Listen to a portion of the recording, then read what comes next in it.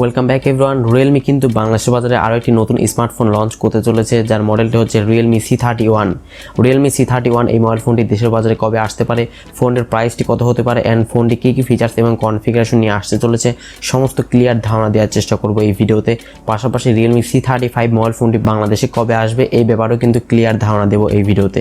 So অবশ্যই ভিডিওটি অনেক বেশি হেল্পফুল হবে, ভিডিওটি সম্পূর্ণ দেখবেন। আর যারা এখনও পর্যন্ত আমাদের পরিবারের সদস্য হননি, প্লিজ চ্যানেলটি সাবস্ক্রাইব করবেন এবং পাশে বেল আইকনটিতে ক্লিক করবেন পরবর্তী প্রত্যেকটা ইন্টারেস্টিং ভিডিওর আপডেট সবার আগে পাওয়ার জন্য।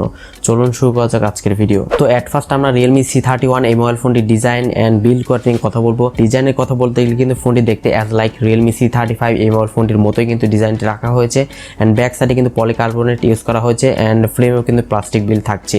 তো ওভারঅল এর একটি প্লাস্টিক বিল্ডের ফোন, আপনাকে অবশ্যই ব্যাক সাইডে একটি টিপিউ কেস ইউজ করতে হবে, না হলে কিন্তু ব্যাক সাইডে প্রচুর পরিমাণে স্ক্র্যাচের সম্ভাবনা থাকবে। মোবাইল ফোনটির ডিসপ্লে নিয়ে কথা বলতে গেলে ফোনটির ডিসপ্লেতে ইউজ করা হয়েছে 6.5 ইঞ্চ HD+ রেজোলিউশনের একটি IPS ডিসপ্লে ইউজ করা হয়েছে, যার রেজোলিউশন হচ্ছে 720x1600 পিক্সেল। তো বাজেট বিবেচনায় কিন্তু আমার কাছে ডিসপ্লে মোটামুটি ভালোই মনে হয়েছে, তবে এই ডিসপ্লেতে সম্ভবত 60Hz একটি রিফ্রেশ রেটের সুবিধাটা দেওয়া হবে। Realme C31 এই মোবাইল ফোনটি ক্যামেরা সেকশনে কথা বলতে গেলে ফোনটি ব্যাক সাইডে থাকছে 3টি ক্যামেরা সেটআপ, যার মেইন ক্যামেরা থাকছে 13 মেগাপিক্সেল একটি ক্যামেরা, সেকেন্ড ক্যামেরা হচ্ছে 2 মেগাপিক্সেল ডেপথ সেন্সর এবং 2 মেগাপিক্সেল ম্যাক্রো ক্যামেরা।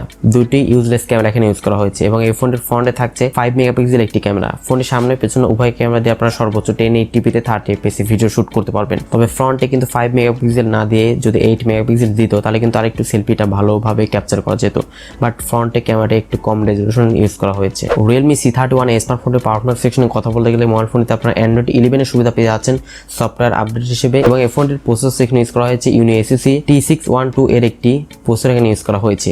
এই প্রসেসরটি কিন্তু মোটামুটি MediaTek Helio G70 প্রসেসরের সঙ্গে কিন্তু মোটামুটি অনায়াসে বিট করতে পারবে। এছাড়া ফোনটিতে আনুষঙ্গিক যে সমস্ত বিষয়গুলো যেমন loud speaker, 3.5mm headphone Jack, micro USB 2.0 charging পোর্টের সুবিধা, এবং ফোনটির ব্যাক সাইডে কিন্তু একটি স্পিকার ইউজ করা হয়েছে, তবে এখানে কোনো প্রকার 3D স্পিকার ইউজ করা হয়নি। এটি কিন্তু আমার কাছে একটু ডিসঅ্যাপয়েন্টেড মনে হয়েছে। এই ফোনটি একটি ভেরিয়েন্টে সম্ভবত বাংলাদেশে পাওয়া যাবে, সেটি হচ্ছে 3GB RAM এবং 64GB ইন্টারনাল স্টোরেজ। এই একটি ভেরিয়েন্টে ফোনটি পাওয়া যাবে, অ্যান্ড এই ফোনটি সম্ভবত বাংলাদেশের বাজারে 1-2 মাসের মধ্যে লঞ্চ হওয়ার একটি পসিবিলিটি রয়েছে, অ্যান্ড সম্ভবত 12,000 টাকার আশেপাশে ফোনটি এই প্রাইস রেঞ্জে লঞ্চ হবে। তো আগামী 1-2 মাসের মধ্যেই কিন্তু Realme C31 এবং Realme C35 এই দুইটি ফোনের মধ্যে যে কোনো একটি ফোন কিন্তু আগেই লঞ্চ হতে পারে।